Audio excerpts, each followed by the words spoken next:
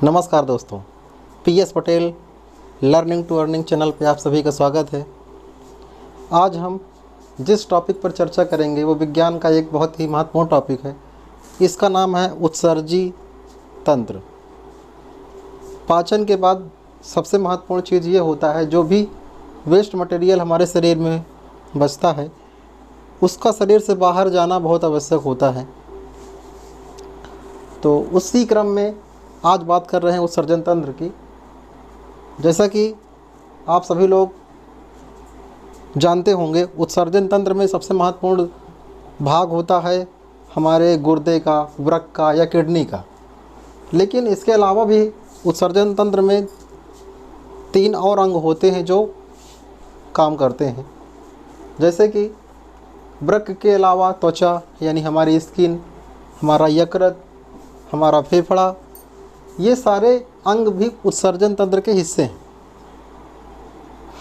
बारी बारी से चर्चा करते हैं कि कौन सा अंग किस काम आता है। पहली बात करते हैं किडनी की, वृक्क की। किडनी हमारे शरीर में एक जोड़ी होती हैं, यानी कि 2 होती हैं। एक और इन दोनों किडनी का वज़न 140 ग्राम होता है। अगर किडनी के सेक्शन करते हैं तो इसके 2 भाग निकल के आते हैं, एक है कॉर्टेक्स और दूसरा है मेडुला। बात करें कार्यात्मक इकाई की, तो कार्यात्मक इकाई के रूप में वृक्क में नेफ्रॉन्स होते हैं। एक वृक्क में 10 लाख नेफ्रॉन्स पाए जाते हैं। वास्तव में जितना भी काम होता है किडनी का वो नेफ्रॉन्स ही करते हैं। नेफ्रॉन्स की संरचना को देखते हैं तो उसके अंदर एक कप के आकार की आकृति बनी हुई होती है। उस आकृति को हम बोमन कैप्सूल भी कहते हैं, बोमन संपुट भी कहते हैं। उस बोमन संपुट के अंदर कोशिकाओं का गुच्छा होता है। वो कोशिकाओं के गुच्छों को हम ग्लोमेरुलस कहते हैं। इसी ग्लोमेरुलस में जो रक्त का प्रवाह होता है, रक्त का जो प्रेशर होता है, ऑस्मोटिक प्रेशर होता है, उसी के द्वारा अल्ट्रा फिल्ट्रेशन की प्रक्रिया होती है, जिसको हम परानिस्यंदन कहते हैं। परानिस्यंदन एक सरल भाषा में समझते हैं कि जब पानी मोटे पाइप से आता है और अचानक पाइप सकरा हो जाता है तो वहाँ पर दबाव पड़ता है। वही दबाव यहाँ पर पड़ता है, इसे ऑस्मोटिक प्रेशर कहते हैं, और इसी के माध्यम से फिल्ट्रेशन की प्रक्रिया होती है। तो किडनी की कार्य की बात करें तो इसका काम वही है, रक्त के प्लाज्मा को छान कर शुद्ध करना, और उसी के वजह से जो छान के वेस्ट निकलता है उसी को यूरिन या मूत्र कहते हैं। यूरिन जो होता है, और इस प्रक्रिया को डायलिसिस भी कहते हैं। बात करें यूरिन की, तो यूरिन में 95% पानी, 2% साल्ट, 2.7% यूरिया, इसके अलावा 0.3% यूरिक एसिड भी होता है। इसका रंग हल्का पीला होता है क्योंकि इसमें यूरोक्रोम पाया जाता है, जो कि हीमोग्लोबिन के विघटन के द्वारा उत्पन्न होता है। बात करें इसका स्वभाव अम्लीय होता है क्योंकि इसका pH मान 6 होता है। एक स्वस्थ व्यक्ति के शरीर में करीब 1.5 लीटर यूरिन प्रतिदिन बनता है। आगे बात करते हैं पूरी किडनी का जो कार्य है, उस कार्य की अगर हम तुलना करते हैं तो एक दिन में 180 लीटर रक्त को फिल्टर करने का काम हमारी ये छोटी छोटी 2 किडनियाँ करती हैं। कभी कभी किडनियों में कोई दिक्कत हो जाती है, पथरी की समस्या हो जाती है। उस पथरी के लिए प्रमुख रूप से जिम्मेदार जो तत्व है वो है कैल्शियम ऑक्सलेट।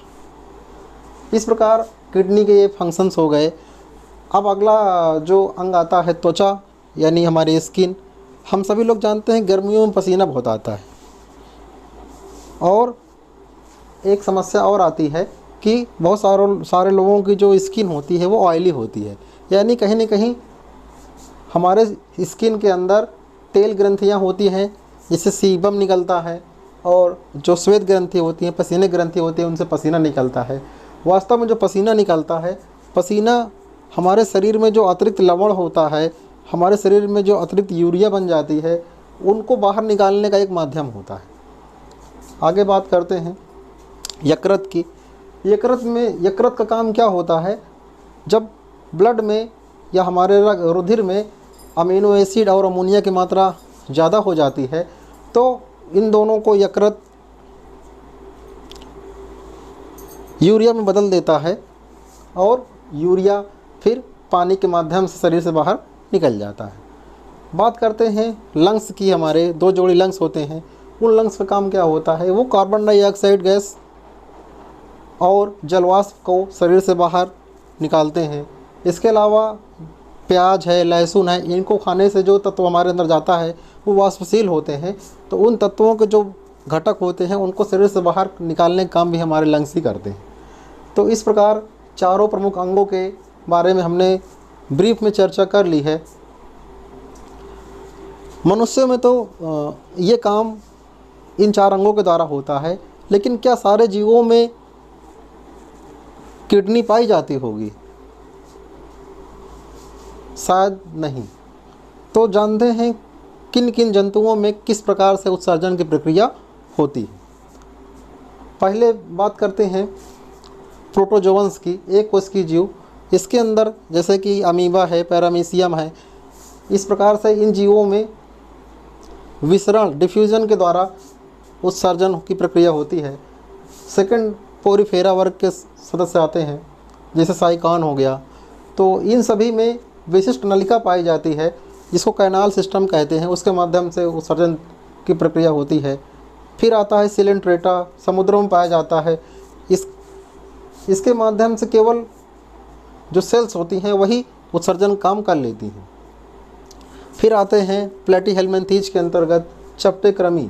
चपटे कृमियों जैसे कि फीता कृमि वगैरह हो गए, इन सभी के अंदर एक खास तरह की कोशिका होती है जिसको ज्वाला कोशिका कहते हैं, उसके माध्यम से उत्सर्जन होता है। अगला आता है एनिलिडा। एनिलिडा जैसे कि केचुआ के अंदर किडनी पाई जाती है, उसके द्वारा होता है। आर्थ्रोपोड्स यानी कि जो कीट पतंगे होते हैं उनके अंदर खास नलिकाएँ होती हैं, जिसकी खोज मेलपेगियन नामक साइंटिस्ट ने किया था, इसलिए उसको बोलते हैं मेलपेगियन नलिका, इसके माध्यम से होता है। और नेक्स्ट मोलस्का जिसके अंदर खोल होती है, कैल्शियम कार्बोनेट की खोल होती है, जैसे कि सीपी, घोंघा। तो उनके अंदर अंग पाया जाता है, खास अंग जिसको मूत्र अंग कहते हैं, उसके द्वारा उत्सर्जन की प्रक्रिया होती है। सबसे आखिरी में कशेरुकी जंतु में मुख्यतः वृक्क के माध्यम से ही उत्सर्जन की प्रक्रिया होती है, लेकिन इसके अलावा भी स्किन है, हमारे यकृत है और लंग्स हैं, इनके माध्यम से भी थोड़ा थोड़ा उत्सर्जन की प्रक्रिया संपन्न होती है। इस प्रकार ये छोटा सा टॉपिक यहीं तक, और आशा करते हैं आप लोगों को समझ में आया होगा। फिर मिलते हैं किसी नए टॉपिक के साथ। बहुत बहुत धन्यवाद।